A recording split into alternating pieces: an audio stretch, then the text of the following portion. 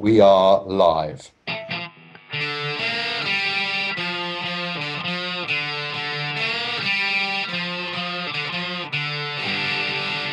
Hi everyone, and welcome to the next episode of Atomix's Founder Hacks podcast. As ever, I'm delighted to be joined by my friends and colleagues, Mr. Anthony Enright. Hello. And Mr. Alex Moore. Good afternoon, sir. So once again, without further ado, let's get into this week's list of what we've seen. That's real stories about real founders of businesses, what we've read, something that's inspired the founders we're working with, and something we've learned. So something that for us has, or for one of the founders we're working with, has given us an education, something that for us to think about and doing differently in the future. So I think this week, we're going to have Alex to kick us off with a scene that I think is quite close to home, Alex, this one, for you. It is, because actually it references this anonymous person in the newsletter version of our podcast, but it's actually me. So yeah, I don't mind admitting that. But yeah, it's all about sort of we always try and keep it relevant to what we've seen, read, and learned in the past week. And this was something that was deeply personal to me, and it was a scene that I saw firsthand. I was really in a bit of a slump. I was struggling with sort of working at home full-time, homeschooling a 10-year-old full-time, and it not working and not doing either one very well. And I was really in a bit of a slump. And I just thought, we talked about it earlier, what have we seen this week? And I used this as an example. And it was really the power of coming up with an audacious plan. And even if you're not necessarily going to execute it, but yeah, so the idea was, right, it's not working. How can we reset something? And like an Alt-Control-Delete for Windows users to just blank something and start again. And came up with the idea of we're getting our house renovated, and the builders are going to start next week. And I've just proven over the last 3 months that I can actually do my job from anywhere, if not particularly well whilst homeschooling, but I could still do it anywhere. So the idea was to go back to my beloved Japan for a year, put my son in a little school over there, and sort of work from there. Come back when the house is ready, and sidestep some sort of a few things that are going on over here, which is sadly going on over in Japan as well. And I just, subsequently, I was quite sure I was going to do it about a week ago. It's more in the balance now. But the conversation the three of us had when we were talking about this week's edition was the power of an audacious plan.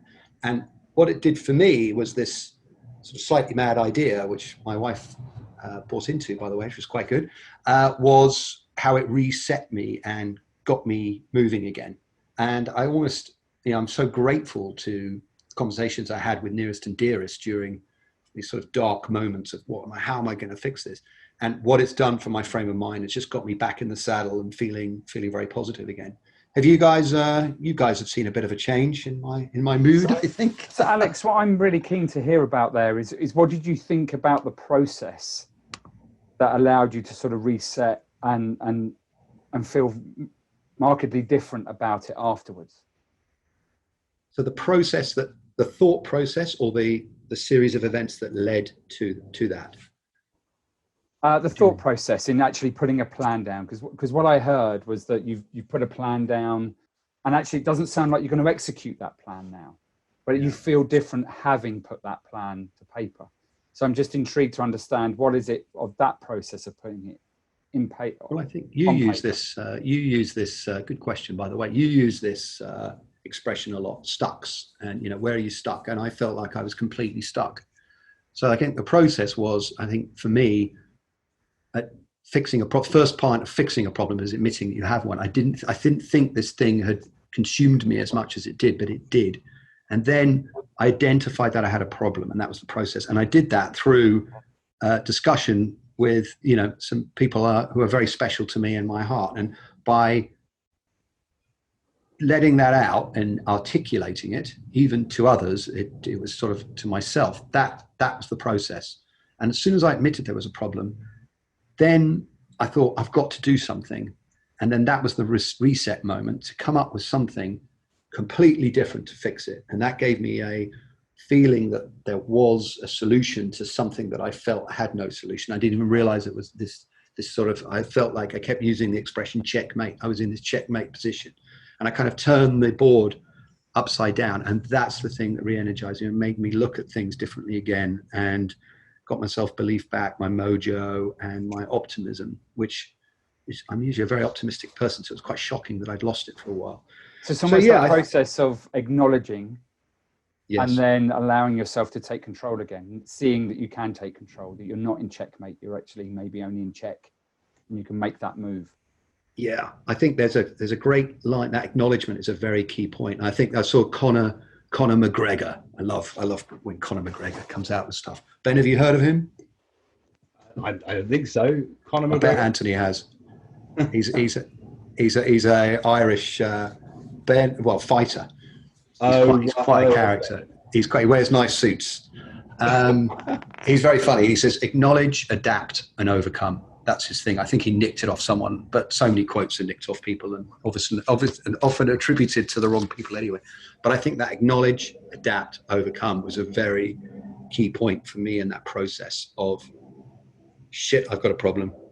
How am I going to adapt it? How am I going to adapt my life, and how am I going to overcome it? And that's what happened. So yeah, hope that was a useful share, gentlemen.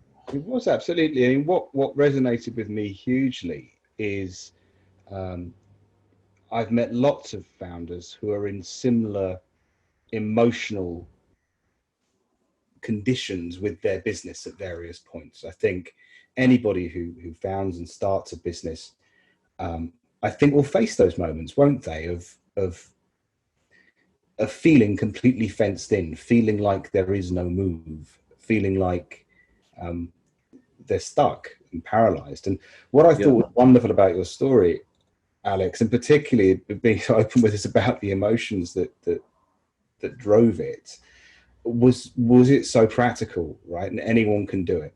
You know, you can sit down and you can write that plan of kicking the board over, giving yourself a way out. And I think there's something, it is very much about mindset, I think, is that what is our mindset like when we are trapped?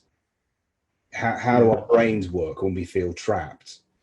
And strangely, you can be in the same place, but if you know there is a way out, even if you're not going to necessarily choose it, you know it's there. And I think that changes mindset. I've definitely experienced that in my life, moments of feeling stuck or trapped. But when you see the exit door, you can somehow deal with whatever the situation is more calmly, more intelligently, and more effectively, because you no longer have that fear of being trapped and stuck. So I thought it was a wonderfully resonant thing, and so practical, actually, that just taking that time out to go, okay, I need my exit plan here. I need my way out here. And now I can continue. I thought it was fascinating. So thank you for sharing it. And I hope the people listening get some value from it too, and maybe worthwhile. Slightly indulgent too. It doesn't have to be about me every week, you know. But I do think, you know, hopefully, although it's a sort of more of a personal thing to share with everyone, you know, it is, you know, as a founder, it can. Just remember when we joined the Entrepreneurs Organization, one of their taglines is "It's lonely being the boss," and you know, for a founder to fix problems, often I found that you have to be the smiling face every day. You don't show your vulnerability. You are, come on guys, how's everyone doing today? And, you know, to become stuck yourself, it can be very, very hard to pull yourself out of it. So yeah, that's well, I think I mean, having known you for many years, Mr. Moore, I know you're not a man who likes to talk about himself very much, even though there is a lot of Alex Moore that's worth talking about. So thank you for sharing. I mean, I think the next one we've got is sort of continuing on this theme, because as I shared, I think, Alex, your point was one about the change in your mindset that happened when you created this exit route. And I think Anthony's got a lovely one for us next, which again is around the power of mindset. Yeah, so this is an article that Ben, I think you found and shared from Medium, and it talks about sports people and the power of music in changing your mindset and how powerful music can be when you're preparing for something, or when you may not be in the mood, you don't feel you're in the right mood to then conquer or take on the next task or the next project. And I think what was really interesting is that we've all experienced that in our own ways. And it's funny enough, it's one of the icebreakers that I use at times, and certainly during the sort of first few weeks of lockdown, going into a session, it's like, what music do you listen to if you're feeling slightly down, to improve your mood and to feel more upbeat? And everybody that I've done it with, they didn't take long to think about it. They knew the song they picked straight away. And actually what it's led to, and we can come on to habits, I think we're going to move on to shortly, is them then listening to that music and making it part of their routine to go, I'm feeling down now. What do I do? I'm going to listen to that song. And it can actually change the mindset. So I think it's used a lot. It's just not necessarily published. What I also like about this article is that we start talking about sports metaphors in the business world, which I know the two of you are not massive fans of, and I absolutely love. I love sports metaphors because I think there's really. So much... I didn't know that. I didn't notice that. I love the idea of looking at what sports teams do, especially when you look at professional sports teams, and you think about how much sports teams actually prepare. They do the strategy and the preparation, the amount they train. And actually, if you look at the amount of time they spend per week on their particular sport, let's call football teams or rugby teams, actually, the execution is a tiny amount, a tiny fraction of the time they spend each week. Execution is 90 minutes or 80 minutes, depending on the sport. Strategy and preparation is the vast majority of time. And I love that. And I look at that and go, actually, in the business world, it's the complete opposite, isn't it? We generally spend 95, if not 100% of our time on execution. And where do we spend that time on actually preparation and strategy? I think I'll give you that one then as a sports metaphor. We can. I don't know if Alex would do the same, but no. I will. I'll let him off this one. I completely agree. But actually, getting back to the point, I think it's that experience of, the power of music and changing your mindset, where sports people, you see it all the time now, don't you? In run-ups to big games or events, and players are getting out of the car or out of the coach, and they've got their big headsets on, and they are all listening to music. And what we've learned is that people are generally listening to the very similar. It's part of the habit, it's part of the ritual, and it's part of the preparation to get them ready for what's next, and concentrates the mind on what's next and how powerful that can be. So I'd love to hear your stories, guys, on where you may have used that and what benefit it's had for you. Well, I think the man I'm looking at on screen now with 4 guitars behind him should speak first about that. I'd be happy to. I mean, I think what I loved about this, actually, it reminded me of an experience I had years ago now. One of the first times that I actually did some public speaking, and whilst years ago I did do some acting and stuff like that, public speaking is really different. It's a very different skill set and a very different feeling. And what happened was, I arrived at this place where I was going to give this talk to a small group, 30, 40, 50 other founders and entrepreneurs, and the technology wasn't working properly. So I got all involved in that, and I was running around, and I think I got myself into what you might call a bit of a tiz over the technology being broken, and was running around, and then suddenly it was time to speak, and I had to, and it was all very faltering, and I think I was rubbish when I did my talk. I wasn't very good at all, and as it happens, I was speaking alongside a pretty well-known and prominent coach, and he just took me to one side afterwards and said, "So what happened there?" I said, "Well, the technology was broken. It was awful. It was a complete mess. It was terrible. How could I possibly?" have stayed calm in that situation. He said, I really would have thought by now you'd learn to control your state, which kind of hit me like a brick wall. It was like, oh dear. But of course, he was making such a powerful point. And I think it's something that many, many founders hit, is that we all have to learn that the state we happen to be in, the mindset we happen to be in, is a choice that we make. It is not something that is purely about the external circumstance we're suffering. And what I loved about this article was, of course, that's something sports people know really well, because actually they haven't got a choice to say, oh, do you know what? I know the starting whistle's just gone, but I don't fancy it. I don't fancy a run today. I don't fancy playing this game of. No, you go on now and you do it. And you sort of don't have that control in the same way. So they get really good at learning how to control their state. They get really good at learning how to make a choice about their mindset in that moment. And I actually think music is a very powerful way of doing that. And whether it's about a performance you have to give, or whether it's just a task that you're undertaking, perhaps one that you don't like, that what mindset do you need to bring to that task to do it at your absolute best? And what can help you achieve that mindset, no matter what else is going on? How many times have we all been in a situation where you've gone from a challenging or difficult conversation with a team member, or managing a difficult situation, and suddenly have to go and do jazz hands in front of a client in a pitch, and then you're on to the next thing, which it could be something else, dealing with a supplier.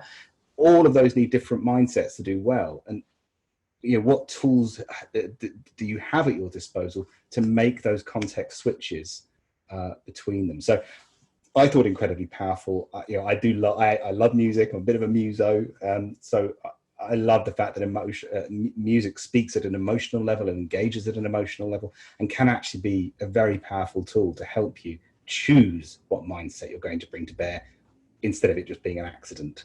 So that would be my piece. But Alex, I'd love to. Very interesting. And just to be clear, the article, you can go to Founder Hacks 4, the newsletter, and there's a link in there where you can read this article. But yeah, I like it. I've never heard anyone talk about the value of music, to help founders get through things in their daily life. So I thought when we were bouncing ideas around for this week's topic, we all went, yeah, that's a very interesting. You were talking about some bossa nova playlist, Ben, that you really like, that you put on. Yes. So I've been very into my bossa nova. It chills me out. It's a very calming. For me, it could be. I know some people who will be listening to aggressive drum and bass, and that will be the thing that gives them a nice relaxing feel. Not me personally, but yeah, we all have different emotional relationships with different sorts of music, and I think if you're someone who has that, you can use that. Yeah. No, interesting stuff. Well, I think would this be a good point to move on to learned, perhaps? Yeah, sure. I think, again, this was one that I was going to bring to the table. So I love this, and I know, Alex, you're a big fan of habits. I know, Anthony, you're constantly talking about habits with the people you're working with. Habits make us. We are forged of our habits. And this was a learn that I had years ago. Do you know what? I can't even remember where it came from. I think it might have been a neuroscientist that shared it with me. But this idea that actually very small habits have as big or even a bigger impact on your mindset as opposed to the really big habits. So the example that I remember so clearly is, what's the first thing you do in the morning? Is it a positive action? What would it be like if every day you started your day by making the bed? A really simple action, but in a sense can set the tone for the rest of your day. So you've made the bed, you've started your day by making something neat and tidy and in a better situation. And in a weird way, it can kind of resonate. And I think it's a great thought experiment. And I invite the two of you, if you think about the first 5 actions of your day, if you knew those actions were going to set the tone for the rest of your day, would you choose to change any of them? And I think that's an interesting. Anthony, why don't you jump in here, because I can see you're itching to talk about habits. Because I think one of the things that's happened to me over lockdown is that I now have a routine in the morning, and at 7:44, it's probably one of the, well, sometimes there are calls before that actually, but at 7:44 every day I check in with one other individual, and we just talk about what have we got planned for that day. and where are we stuck? Just the two things we do. It's what have we got planned for Why today? 7:44, if I may ask? Why not 7:45? It's a bit weird. Sorry. It is a bit weird, but and you know the answer. And well, obviously it sticks out in mind, doesn't it? Nobody in Yes. my family understands. Emma, my wife, does not understand 7:44. Why on earth would you have a meeting? Funny enough, neither of us are ever late for that meeting, because it's 7:44 and it sticks out like a sore thumb, and you know every day it's 7:44, and it just sets a great tone of every morning I wake up and I think, okay, if I haven't said it the night before, and I have to confess, best practice would probably be to say, yes, do that the night before.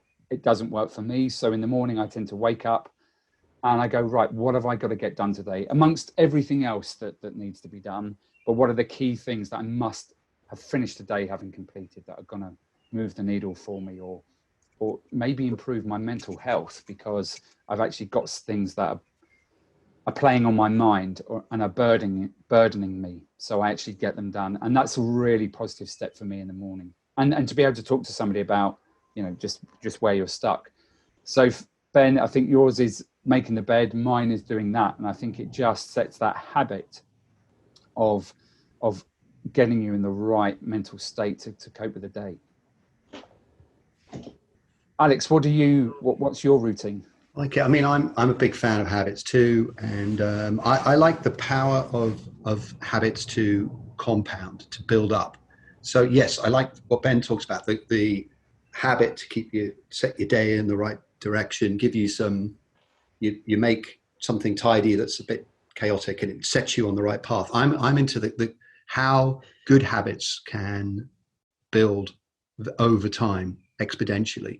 I'm reading Atomic Habits at the moment by James Clear, which I'm really enjoying. And he talks about how knowledge compounds. And there's a quote from Warren Buffett. I love my quotes. Here we go again. Get ready.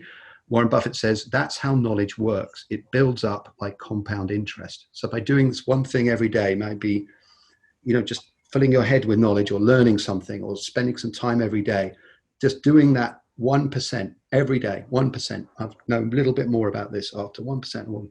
The power of all these things to build together. And it's sort of a very effortless way, I found, of, you could apply this to so many things in life. Just spend 15 minutes a day, or spend 5 minutes a day doing some exercise, build it up to 10, build it up to 15 minutes, do it for half an hour, do it for an hour. And then you do that every day.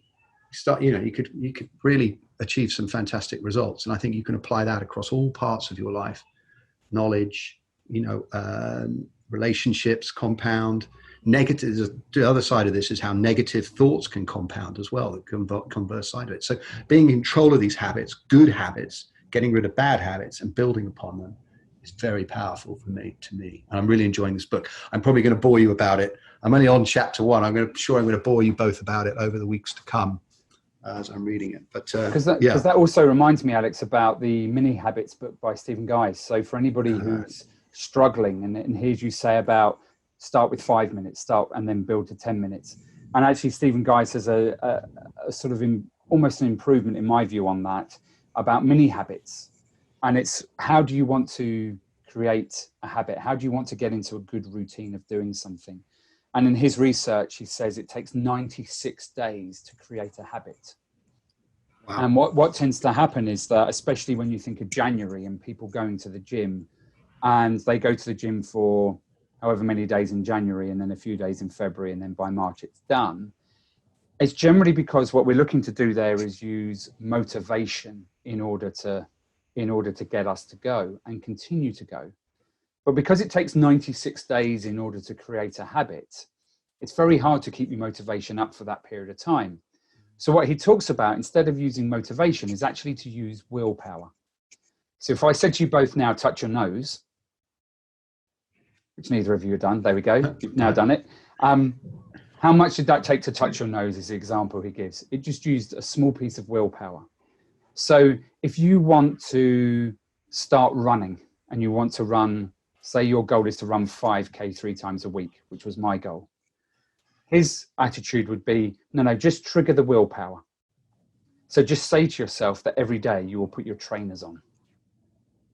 Just do that. If that happens to lead to then you going out and running, great. If it doesn't, that's okay. But you've made the first step in order to do that. So the willpower to put the trainers on.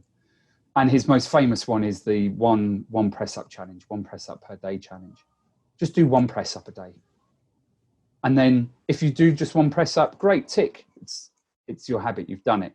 But that may lead to you doing 10, 20, 30 press ups, but only task yourself with 1 because it's just the willpower, not the motivation leading you toward that. And do that for 96 days, you'll create a habit. So I love that sort of process. It's worked hugely for me. I would never have run that often before. I'm now running 3 times a week, not very far. Because it led from setting the goal of putting the trainers on. Just got to put the trainers on 3 times a week. That's all I've got to do. Another delightfully practical thing you can actually do. I mean, this is what I love about some of what you hear from you guys is the practicality of it and hopefully the applicability of it. And I'm hoping that if we have some people listening, perhaps who are finding some challenge in their businesses, in their lives, maybe there's some little tidbits here they can help themselves to, and we'd love to hear about it. So if anything you've heard, we already got a couple of emails actually from people who've told us their little stories around something they've heard here and how they've applied it and made a difference in their business or in their life, and we love that. So do please share those experiences with us. hello@atomics.co.uk. Gentlemen, I think we're about at time today. So any closing thoughts on today? How do we wrap this up? You know, we've talked about mindset, we've talked about choice, and we've talked about habits, and I get a sense of a theme of moving from things happening by accident to making positive choices about how we grow and we learn. Any closing thoughts? Anthony, do you want to go first? I think Alex was about to go there. No, I wasn't. Go. I think what resonates for me is we're still living in weird times, right? And there may be the odd person that listens to this. And I think my takeaway from today is just take action. If you're feeling a bit lost, or you're feeling that you're not being very productive, or your mental health is low, take action. And that might sound a bit harsh, but what I mean is, coming back to the mini habits, is just do one thing. Maybe just pick the phone up and talk to somebody, because as we heard from Alex, about working through the process, half of it was talking to people and half of it was writing it down. I know for me, I don't get much from writing things down. Where I'm able to get resolution and to feel better is by talking to people. So I think it's just about taking action, as small as it may be. Just pick up the phone to somebody, just talk to somebody, just get out the door and walk and say hello to the first person you see.